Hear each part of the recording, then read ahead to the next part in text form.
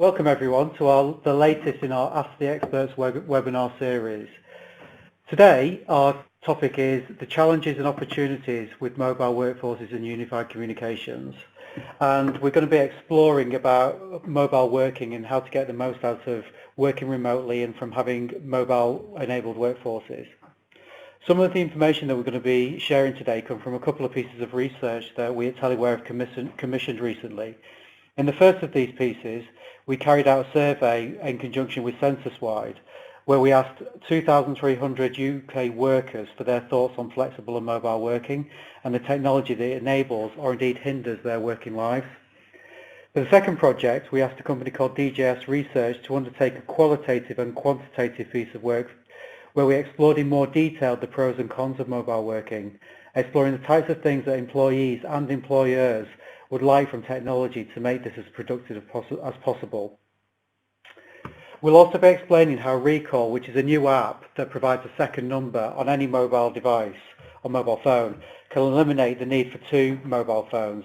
So it enables employees to incorporate their business and their personal calls onto their own personal device. Today we're going to be sharing the results of some of these surveys with you. But before we do that, I wanted to introduce our expert panelists. So first, we're joined by Steve Howarth, who's the CEO here at TeleWare, and with more than 2 decades of tech comms experience, Steve is really passionate about helping businesses improve their communications capability. So, hi Steve. Hi Mark, hi everybody. And we're also joined by Nigel Simpson. So Nigel is a sales manager here at TeleWare, and he's been working on the front line with TeleWare customers and with TeleWare prospects to enable them to work more effectively in a mobile capacity. And it's really important for us at TeleWare to hear what our customers and our prospects are facing on a day-to-day basis. And Nigel is going to be sharing some of his thoughts and experiences with you today. So, hi Nigel. Morning everyone, hi. So before I dive into the research, I'd like to thank everybody who submitted the questions in advance of the session today. We've done our best to incorporate those questions into some of the pre-prepared slides that we've developed to take you through today. But if you do have any questions as we go along, please do feel free to ask them using the questions section on the BrightTalk page. So just so you can see what we all look like, there's a slide with all of our faces. So diving into the research. So I'd like to start off by talking about our end users that we approached for the web survey that we did with DJS, and we specifically targeted end users who worked partly at least in a mobile capacity. And they're employees from a range of businesses across multiple different sectors. They're all UK based and they work in firms with more than 150 employees. So what the slide here is telling us that most of the people we surveyed have a mobile phone that is provided by their employer. And a vast majority of them also have a really positive attitude towards technology, with 97% saying that they either love new technology or they enjoy using it. And with all of our respondents spending at least some of their time away from the office, it's not surprising that 76% of them say that their mobile phone is essential to them being able to do their job effectively. So we can see that a majority of them are working from a variety of different locations as well. So they're working from home, they're working from other sites, they're working whilst they're travelling, and they're also working in a variety of different public spaces. So that could be shared office space and so on. So it just gives us a bit of an overall picture of kind of what life is like for the end users that we spoke to. So then when we talk about the decision makers that we surveyed, we get a little bit more insight in terms of the types and the size of organisations that they're working within. So 9% of them are working in the very large corporate size, and then a further 58% are working for organisations where over 1,000 and up to 50,000 employees. So quite a significant proportion of them are working in that enterprise space. Interestingly, their attitudes to technology is very similar to the end users, with the vast majority of them kind of loving new technology or enjoying that new technology. and 65% of them said they provide more than 50% of their workforces with company mobile phones. So again, fairly similar to what we're seeing from an end user perspective. So that kind of frames who we spoke to. But when we kind of asked them about some of their frustrations when it comes to mobile working, end users spontaneously came up with things that really centered predominantly around connectivity. So 21% of people we spoke to kind of talked about the internet or lack of data being a major issue for them. Also having access to physical documents that you might have when you're office based, not having access to those when you're out and about is also a bit of a frustration. So having that connectivity to that documentation, and also being restricted around digital resources as well came out as being a bit of an issue as well. And things like having to work using 3G or 4G and the associated costs with that also came through. So these are all spontaneous responses. So Steve, I'm going to bring you in here. So when you saw this information, what were your initial thoughts? Well, I wasn't surprised to see connectivity issues in there, as we know there's a massive frustration for employees when not in the office. It was interesting to see just how much it was a problem, though, and the obvious impact that must be having on employee productivity. I mean, it just is so often the basics that get overlooked. We tend to just take connectivity for granted, but we could be doing that at our peril. Well, what can we do about it? Because it's not, if I'm working at home and connectivity is an issue for me at home, I can't exactly put up a new mobile mast outside my house. So what can people do about that? Yeah, right, and I think that's almost the assumption, so it gets one of the reasons for it being overlooked. But if you think, one of the interesting things that we've noted is that when business customers have gone out and historically negotiated a group-wide contract with one mobile operator, and that's kind of the norm of how people buy business mobile services, for example. The problem with that is if you've got poor mobile signal on that specific network at home, then you've got a real serious connectivity issue. So there are things you can do about that. And one example that we've seen is deploying bring your own device schemes, where employees choose the network that they're on and the device they want to use, and they do that based on where they have good connectivity at home and their commute on that mobile network. So allowing employees to choose their own carrier really gives you better connectivity, productivity, and a lot less frustration. Okay, so that sounds like a fairly sensible solution there to that. So I'm going to move on to the next bit of the research. So kind of thinking about people being away from the office and away from the teams that they work with and being remote, what started to come through was a feeling of isolation, which can be an issue. So just picking out some of the comments that are here on this slide, kind of feeling I just can't shout out when I'm kind of in the office, and just having that instant and immediate connection to my colleagues, it's just naturally much more difficult for us to do that when we're not physically in front of them. So Steve, I'm going to come back to you for a second. So why aren't businesses doing more about this, and what do you think they could and should be doing about it?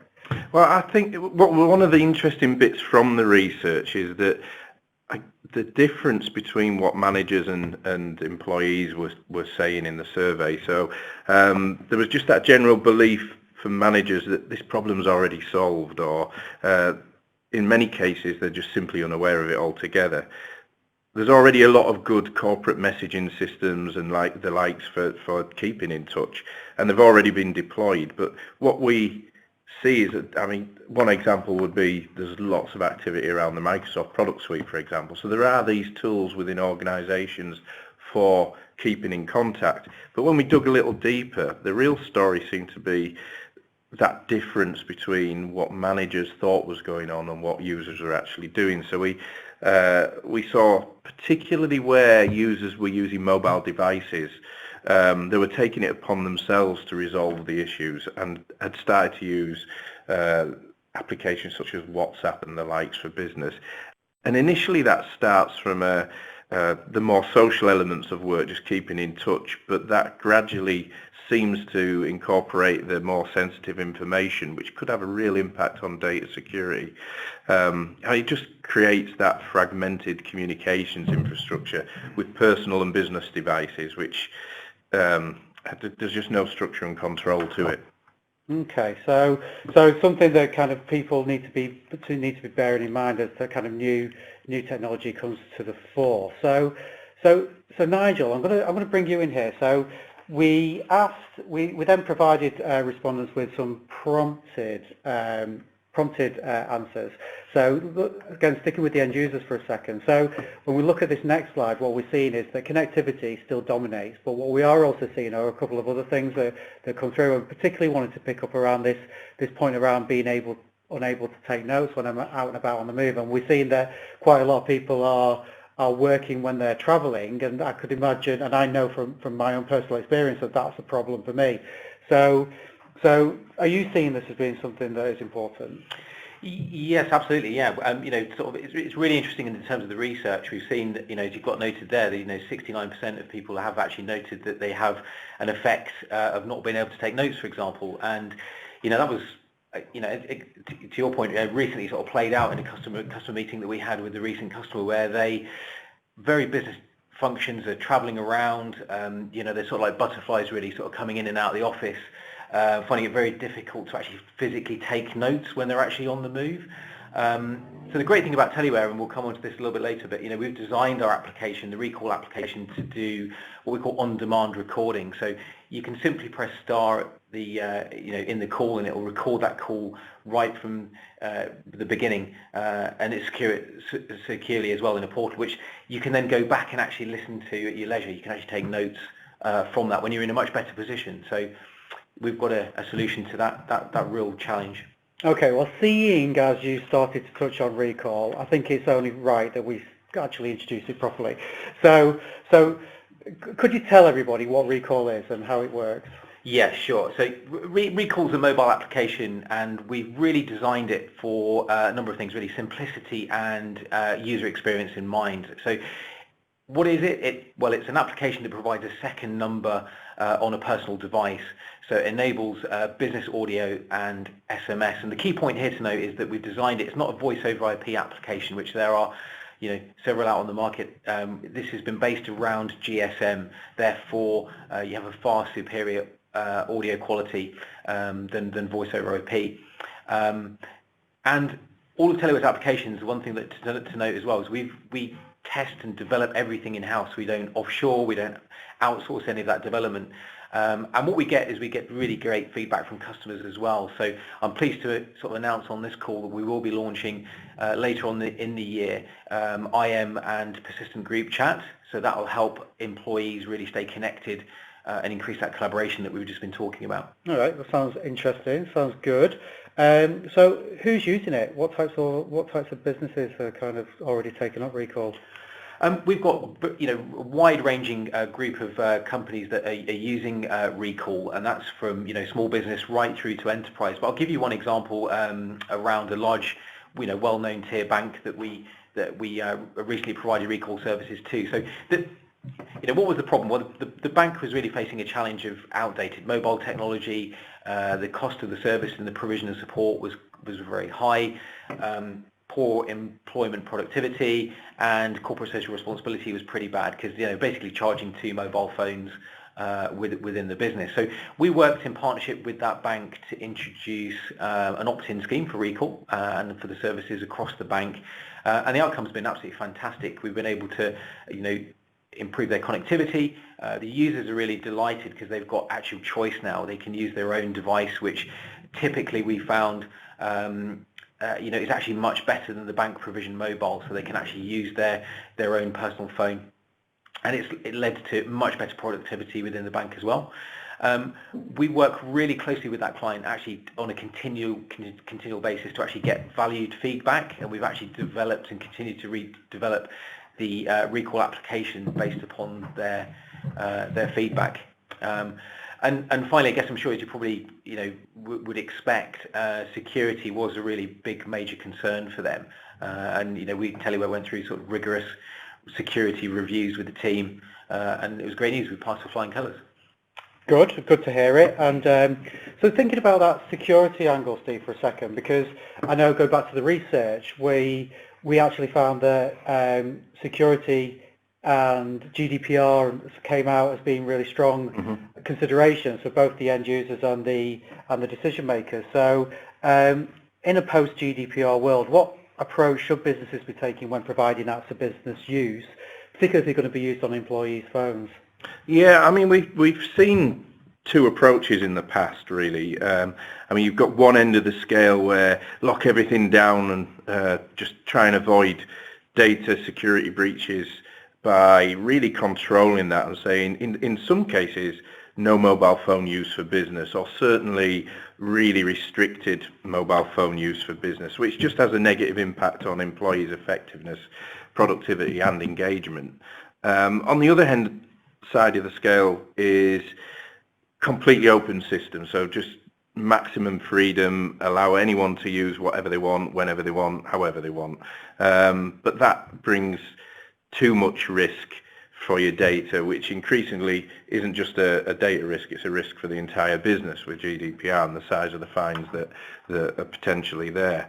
So neither of those are either practical or desirable. It's more about finding a pragmatic approach that minimizes the risk. So, for example, making sure that employees have access, but that sensitive information isn't left on devices, so that when employees leave or if a phone's lost or stolen, it's not creating that data security issue.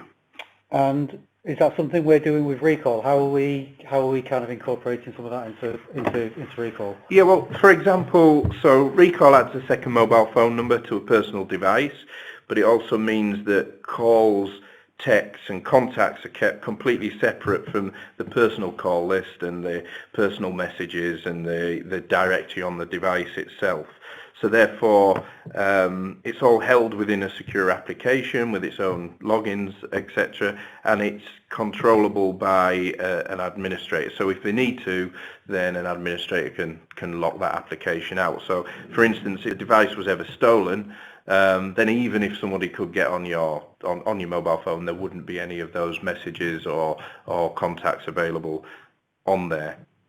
And does that mean that they would need mobile device management to make that happen? No, we do get asked that question a lot because obviously BYOD is synonymous with mobile device management. But no, absolutely. I mean, many companies will use some kind of mobile device management for things like file transfer and emails, etc.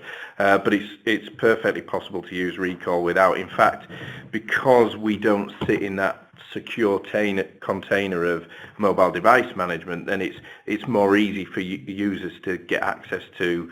It's a lot more easy for users to use, which again was one of the things in the research that was highlighted as critical for user adoption, was that user experience. Okay, well that sounds very good. Right, okay, now I'm going to start to go into some of the other questions that we got coming through from the audience in advance of the session, and we had a couple of questions that were kind of relating to where the market's going and what sort of things we were kind of anticipating future trends were going to be looking like. So I'd like to kind of put that to both of you to kind of see what sort of technology do you like that's out there and what trends are you seeing. So Nigel, I'm going to come to you first on that one. Okay, sure, yeah. And within the mobile sector, there's definitely lots of activity that's going on, and I'm sort of seeing, I guess, probably sort of boil it down to sort of three really big trends that I see. Well, connectivity being one of those, so 5G and the prevalence of 5G and the adoption of that is really starting to take off now. So I think that's something that's really exciting and is going to certainly improve connectivity. Second one is around really mobile devices. They're becoming much more ubiquitous devices now. And ever increasing technology enhancements through the mobile providers and manufacturers themselves. And I'm seeing that really translate into the companies that I'm engaged with really moving away from desk phone, so traditional sort of telephony on the desk. That's kind of going, and people are moving much more towards mobile device. There was a recent article around PwC, for example, who've really adopted that in mobility in a really big way and moving away from that. And I guess the final one that I'm seeing is around mobile applications. So seeing lots of increase around that, but not just apps for app's sake. It's really focused around real business support and actually helping people to become more productive. So things like, for example, expense management. So there's apps out there now that help you with managing your expenses better, but more importantly as well, better communication. Which leads to better customer engagement. So what can you do to improve my experience with my clients and my customers? That's something that I'm really seeing take off. So yeah, those are the three things that I would say I'm seeing as big trends. Yeah, I think some really interesting things that are going on in that space, particularly that removal of the desk phone thing. I think a lot of us kind of relate to that increasingly, that we've got a desk phone that seems to be gathering dust increasingly, because I think a majority of us seem to be kind of just using our mobile phone as a device of choice for telephone communications. Steve, what about you? Kind of any thoughts on that? Yeah, I mean, some of the things that really fascinate me is this. There's been a move to mobility for such a long time, but it's become mainstream and gone from probably a trend to the norm now. But the trend that's moving forward in that mobile space is the amount of capability that they're packing within these mobile phones now. And the other bit that's coming into that is that it's the growing trend in the bring your own device piece that's been around for such a long time, but it's really started to take off, and it's primarily driven by these devices that people are buying now are ridiculously powerful and reasonably expensive devices, but they can do so much. So I mean I'm obviously passionate about recall and what we've been doing there, and that came about by just having these conversations with customers, and employees were just getting frustrated with using crappy technology provided by the companies and carrying two phones all the time. So there's huge frustration there, and they're having to turn to apps. I mean, Nigel mentioned some of the apps, but they were picking their own, and WhatsApp being a classic example of that, and other services, and then giving out their personal mobile number there's obvious reasons, whether that's from health and safety or just being able to turn off from work. So it really was a rubbish situation for them. And that was the user. So the user was really frustrated, but then we found businesses were frustrated too. As I said, these devices are getting better and better and better, and the screens are becoming bigger, and there's so much more you can do with them. But at the same time, they're becoming more and more expensive, and businesses just couldn't keep up. There was a time you'd give someone a cheap Nokia or they weren't that cheap necessarily back then, but a Nokia or a BlackBerry, and that would do. But now there's that. People want the choice. They want to be able to choose these devices. And just keeping up was an absolute nightmare. So there's never one size fits all, and by trying to lock things down, we just see this growing trend to people just sorting out their own things. So you find by being more security conscious with the trends that are coming out in terms of GDPR and the likes, that you're actually forcing people to go around the IT. So you've almost created a problem you're trying to solve in the first place. So we were like, isn't this all already sorted? There's unified communication. Everyone's got a mobile app from a unified comms perspective. And we were looking at that and having some of these conversations prior to doing some of this research. And it was like, it just kind of just hit us. All these unified comms solutions are tied to fixed phone numbers. So it is like the office phone number that you can divert, etc. And what it wasn't addressing is that ability for someone to go, hey, you know what? I've got a great mobile phone in my pocket. I'm going to use that for work, and I don't need any other phones. So by being able to put two phone numbers on there, has just taken that option for employees and taken that massive frustration away. So it was less about coming up with specific functions and features that people were reaching out for, and it was more that ability to do, just make it really easy for me, make it simple. I only want to carry one device. I don't want to charge everything. I just want these things to be an easy way to keep in touch with my colleagues and customers. So where we found that was, if you put them in control and enable them to choose what they want, they were more happy. they were more productive, they just got so much more from what effectively is a massive benefit to them, a massive benefit to the company. When you consider you can put this in and make a cost saving, it's almost a no-brainer. It's ridiculous. Yeah, and it absolutely rings true. We did an event recently. We were at an exhibition, and we were talking about this issue around carrying two phones around, and people were literally just pulling both phones out of the pocket, going, "Thank God, there's a solution here! Finally!" Sounds crazy, right? Yeah, yeah, exactly. So it's good. It's great. So Nigel, so I'm just going to pick up on something Steve just said there, because he just happened to sneak in the fact that there's a cost saving element to this as well. So you can get all these benefits and a cost saving at the same time. Yeah, that's absolutely right. So, as well as the points that Steve mentioned there in terms of, improved employee experience, which is obviously really important, better productivity, when people are actually able to work remotely, and then obviously connecting to customers as well. There is the ability to save as well. So we built our own return on investment calculator, and we're able to sort of demonstrate through that typically we can deliver 50% hard cost savings to businesses. So that's really tangible hard cost saving. It's not sort of high level blue sky savings. It's actual hard cost tangible benefit. Excellent. That's good. Okay, wonderful. So they were all the questions that we've had. Let's just see if we've had anything coming through. Oh, we've actually had a question coming through from the audiences. So I work in a small organisation. So you've talked about the bigger businesses. Does this stack up for smaller businesses too? So Nigel, I'm going to come to you for that one, if that's okay. Yeah, absolutely. I mean, it obviously referenced the big tier one bank, but the recall application is really relevant for any business. We support customers that have one or two mobiles right through to those that have tens of thousands. So the recall application is absolutely suited to any business. And again, the way we've designed it, the way that you can source and procure the solution is really designed for simplicity in mind. So you can just go to the iStore or Google Play, download the application, and then that's it. You're off and running. So it's very, very simple. Okay, and I think to kind of give people the opportunity to touch and feel the product, what we are doing at the moment is we're offering a free trial. So it's a 30-day trial, and to take advantage of that, it's really simple. Just go to TeleWare.com/recall free trial. There's a really simple, straightforward form. There's not really complicated agreements in place.